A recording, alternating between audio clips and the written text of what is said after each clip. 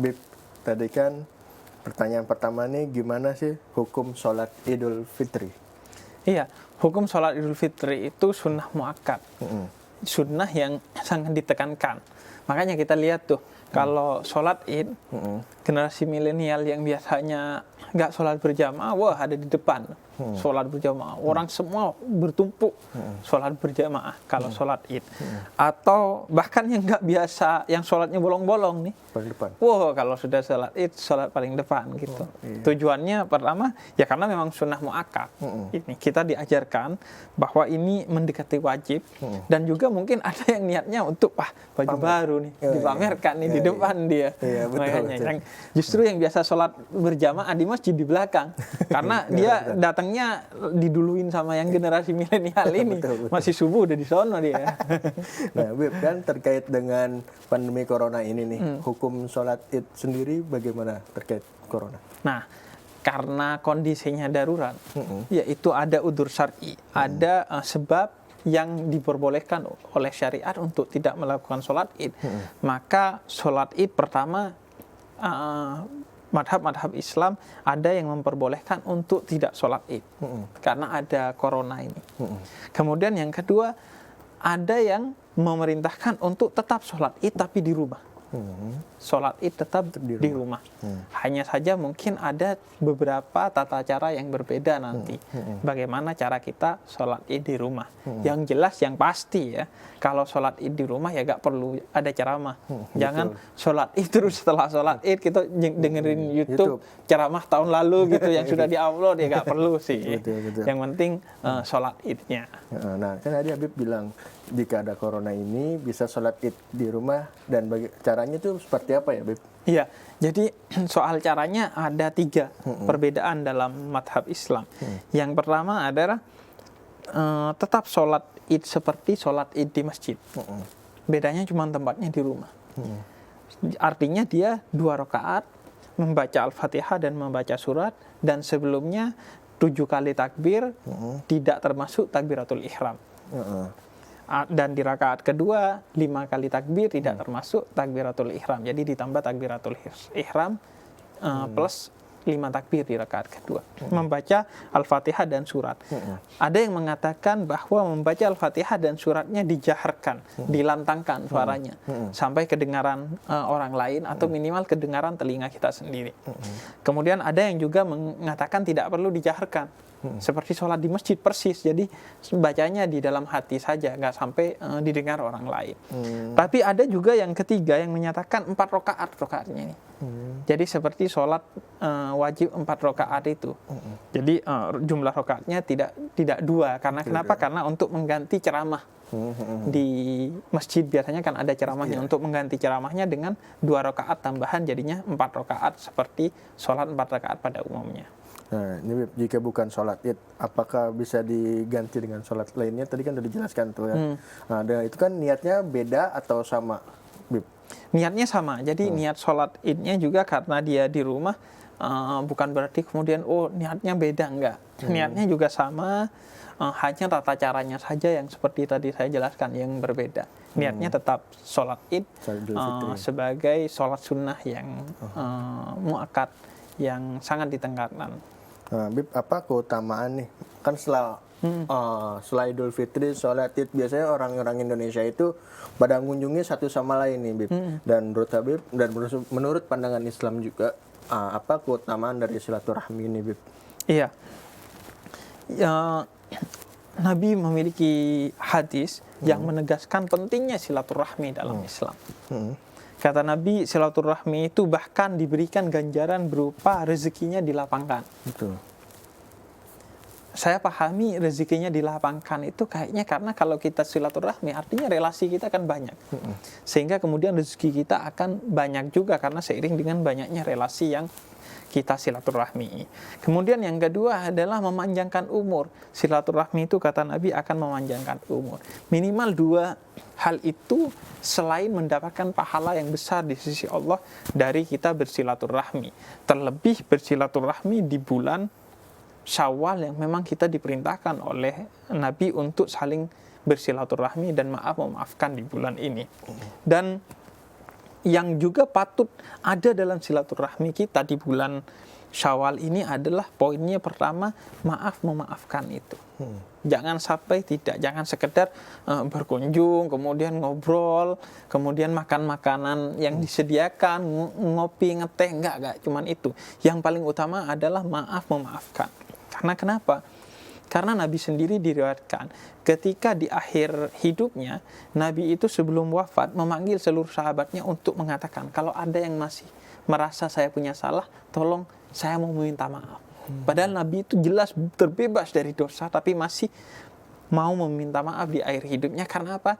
Karena Nabi mau mencontohkan bahwa pentingnya meminta maaf. Kemudian juga Nabi diriwayatkan, ada satu riwayat sahabat Nabi yang Nabi katakan dia itu menjadi calon penghuni surga. Setelah diselidiki ditanya oleh sahabat, kenapa? Karena dia setiap mau tidur selalu memaafkan orang-orang yang melakukan kesalahan kepada dia sehari itu.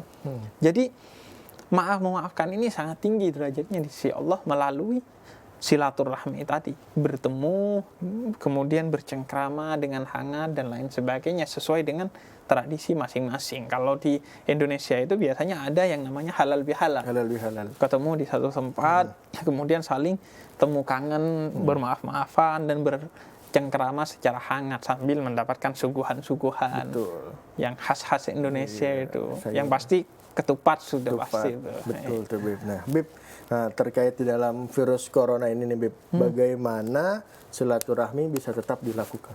Nah, ini penting. Jangan maksa diri untuk mudik.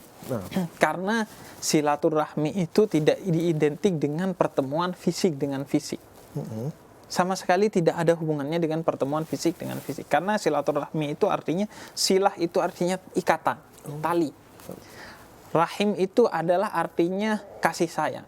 Jadi silaturahmi adalah ikatan kasih sayang. Atau ikatan kekerabatan. Yang terpenting adalah membangun ikatan dengan kerabat-kerabat kita. Mungkin kita ada urusan yang menyebabkan kita jadi renggang nih dengan keluarga kita. Nah, di bulan Syawal ini dikatkan kembali. Dan dengan orang lain yang bukan kerabat kita, teman kita, sahabat kita, rekan kerja, semua direkatkan. Karena mereka juga adalah saudara-saudara kita meski tidak satu rahim. Karena itu silaturahmi intinya adalah terikatnya, tersambungnya kasih sayang kita dengan orang lain. Karena kasih sayang, maka tidak ada hubungannya dengan pertemuan. Walaupun nggak salaman, yang penting adalah hatinya terikat secara kasih sayang dengan orang lain. Sebaliknya, walaupun sudah bertemu, tapi kalau hatinya tidak terikat, tidak ikhlas, tidak ridho untuk kita bersalaman, ya percuma. Salaman itu justru simbol kemunafikan. Karena hanya tangannya saja yang salaman, tapi hatinya tidak bersalaman. Karena itu tidak mesti melakukan mudik dan bertemu secara fisik dengan keluarga kita, dengan kawan kita, dengan rekan kita di kampung untuk melakukan silaturahmi. Apalagi sekarang zamannya sudah berkembang nih. Ada video call, ada telepon, ada WhatsApp dan lain sebagainya yang bisa kita jadikan medium untuk kita bersilaturahmi. Itu penting. Karena kalau silaturahmi itu hanya diwajibkan bertemu fisik secara fisik, bagaimana kita silaturahmi dengan orang-orang atau keluarga kita yang sudah wafat? Betul tuh, gimana tuh? Yang sudah wafat gimana tuh? Kan kita ketemu di kuburan tidak secara fisik kan. Kita kan kalau di hari terakhir di bulan Ramadan, apalagi kalau hari Jumat biasanya kita itu ziarah kubur Itu sebagai tradisi. Nah, itu menunjukkan bahwa silaturahmi tidak mesti secara fisik. Bahkan kepada orang yang sudah mati kita tetap bisa silaturahmi melalui ziarah kubur, yaitu mengunjungi dan mendoakan. Yang penting hati kita tersambung dengan hati orang yang sudah ada di dalam kubur, baik itu keluarga maupun teman-teman. Dan juga memang kalau silaturahmi atau hubungan kasih sayang itu selalu diidentikan dengan pertemuan, bagaimana kita mau membangun kasih sayang dengan Allah Subhanahu wa Ta'ala? Sedangkan Allah itu tidak bisa kita bertemu secara fisik. Itu adalah dalil-dalil, argumen-argumen yang menunjukkan bahwa silaturahmi tidak mesti secara fisik. Yang terpenting adalah tersambungnya hati kita dengan orang lain yang mau kita melakukan silaturahmi. Mediumnya bisa dengan mendoakan. Atau medium lain, kalau sekarang ya tadi, dengan media sosial, dengan telepon, video call, WhatsApp, dan lain sebagainya. Nah, Bib, tadi kan Habib bilang nih, tidak perlu mudik, jadi harus pakai medsos nih, Bib. Kan kayak WhatsApp, video call gitu kan. Apakah efektif, Bib, silaturahmi seperti yang tadi Habib katakan? Iya, efektivitas silaturahmi itu tidak ditentukan kepada mediumnya apa. Tadi saya katakan, walaupun ketemu, tapi kalau hatinya nggak ketemu, nggak ada gunanya. Walaupun nggak ketemu, bahkan nggak WhatsAppan, nggak hubungan, tapi hatinya, wah, saya mau memaafkan. Seperti kisah sahabat tadi, mau tidur memaafkan semua orang yang melakukan kesalahan kepada dia. Itu sudah efektif. Jadi efektivitasnya tidak tergantung kepada mediumnya, tapi tergantung kepada hatinya, ikhlas atau tidak memaafkan orang yang kita mau bersilaturahmi di bulan Syawal itu atau di hari Lebaran itu. Nah, Bib, sebelum Lebaran kan pasti ada zakat fitrah kan. Iya. Menurut pandangan Islam, zakat fitrah itu apa, Bib? Iya, zakat fitrah itu hukumnya wajib. Jadi wajib bagi setiap orang yang diwajibkan oleh Allah untuk membayar zakat, artinya mampu, dia diwajibkan untuk membayar zakat fitrah di bulan Syawal ini. Itu bagian dari kita untuk menyucikan diri kita, untuk menyempurnakan kesucian kita di bulan Syawal ini setelah beribadah di bulan Ramadan. Jadi kalau saya membayangkannya seperti ini, di bulan Ramadan itu kita dimaksimalkan untuk hablum minallah.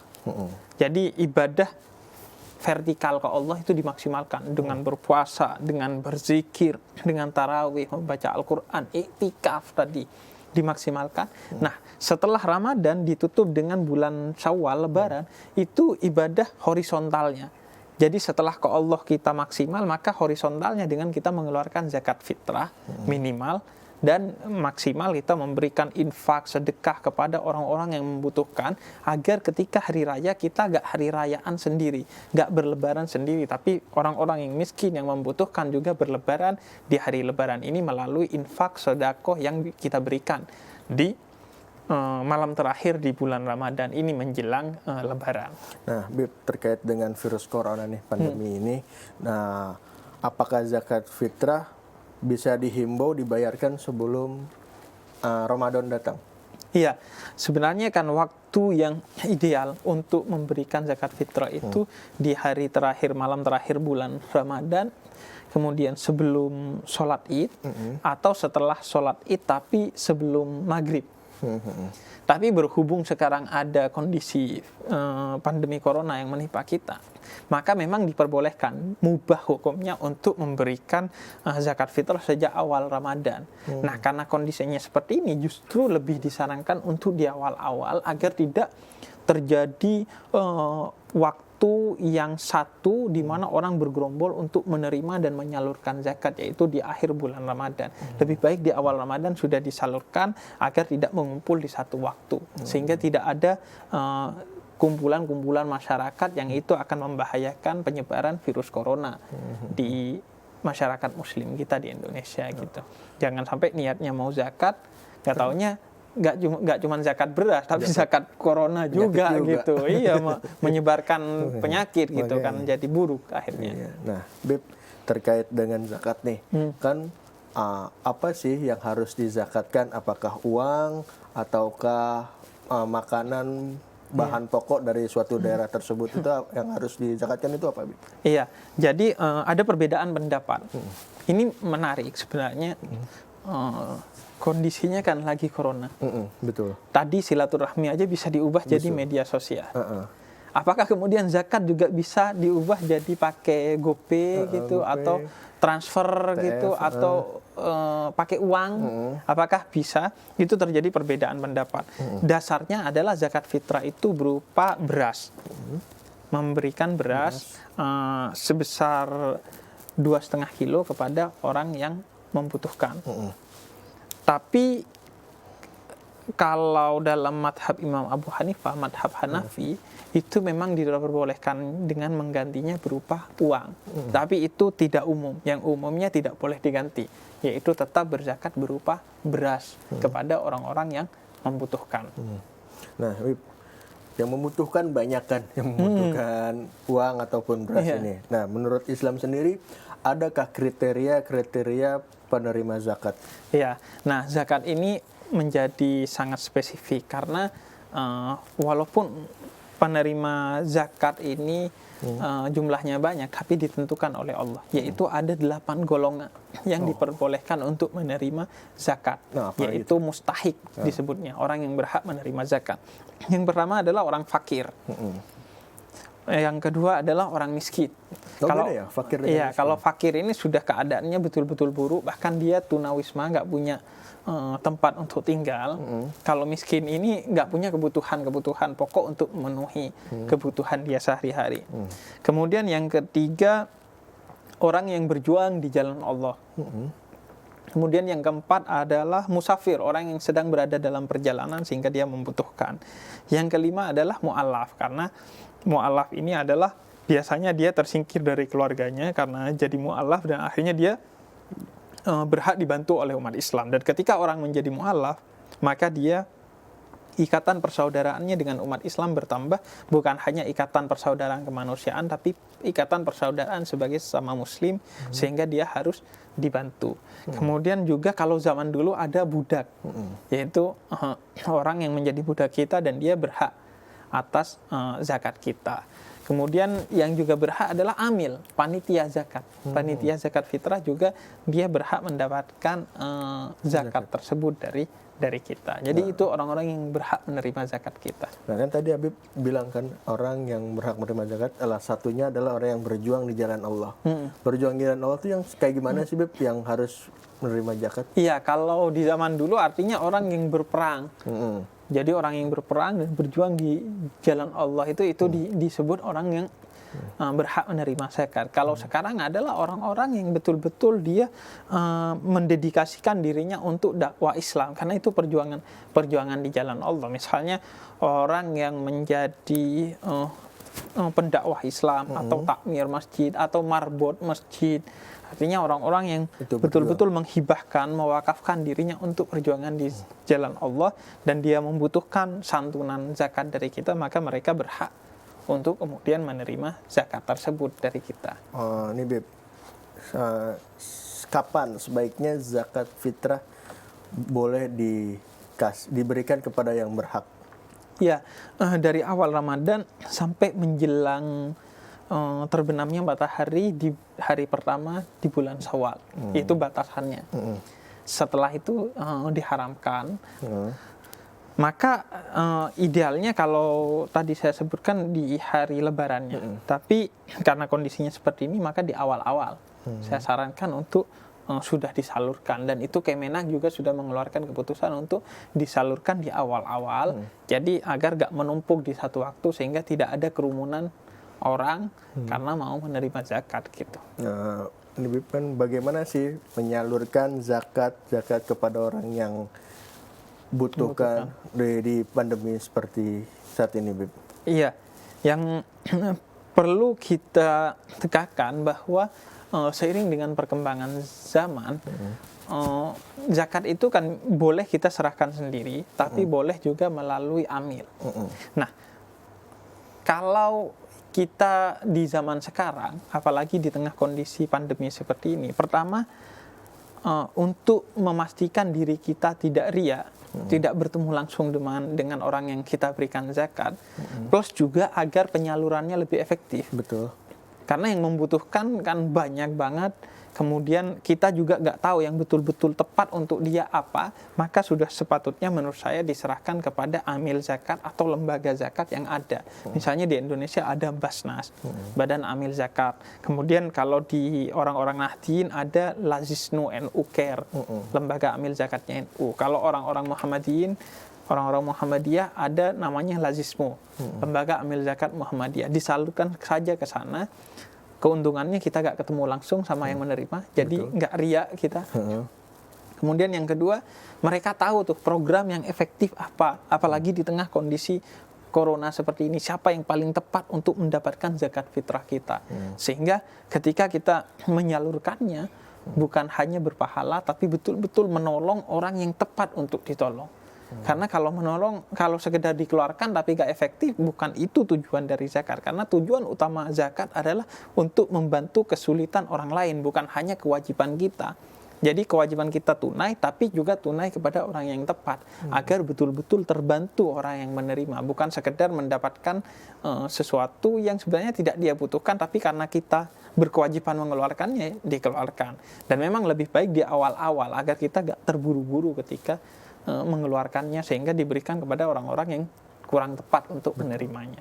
Nah, Bib, terkait dengan memberikan zakat nih, ada menurut Islam syarat-syarat yang wajib memberikan zakat tuh apa, siapa aja gitu syarat-syaratnya? Iya, secara umum adalah orang yang mampu, yang mampu memberikan kehidupan secara ekonomi, dia diwajibkan untuk memberikan zakat. Apalagi zakat fitrah ini hanya sekadar beras yang nggak mahal gitu. Jadi semua orang sebaiknya memang memberikan zakat fitrah ini, mengeluarkannya selama dia mampu. Dia bukan golongan yang mustahik, bukan golongan yang berhak menerima, maka dia adalah golongan yang wajib mengeluarkan kemudian. Berarti seru juga nih Bib, pembahasan kita, nggak terasa nih Bib. Udah 30 menit kita ngobrol-ngobrol bareng. Iya. Terima kasih Bib udah mampir di Interfaith Islam. Terima kasih dan semoga Ramadan dan Syawal kita jadi berkah. Amin. Bagi kita, dan semoga dengan keberkahan Ramadan dan Lebaran ini menjadi sebab dijauhkannya kita, diangkatnya kita dari pandemi corona ini. Nggak terasa kan millennials, yuk setelah 30 menit kita dalam program Interfaith Islam, tetap di Mata Indonesia TV, matanya Indonesia. Wassalamualaikum warahmatullahi wabarakatuh.